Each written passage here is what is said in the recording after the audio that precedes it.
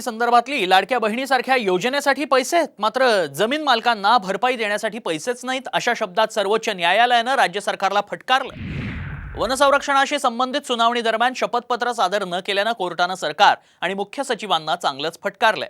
न्यायालयाला गृहीत धरू नका अशा शब्दात कोर्टानं सरकारची कानउघाडणी केली आहे।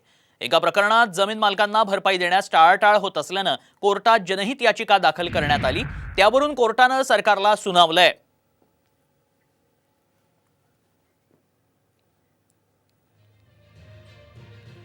लाडकी बहीण योजनेसाठी सरकारकडे पुरेसे पैसे आहेत असं म्हणत सुप्रीम कोर्टानं ताशेरे ओढलेत। जमीन मालकांना भरपाई देण्यासाठी पैसे नाहीत, न्यायालयाला तुम्ही गृहीत धरू नका। न्यायालयाच्या प्रत्येक आदेशाकडे दुर्लक्ष करू नका।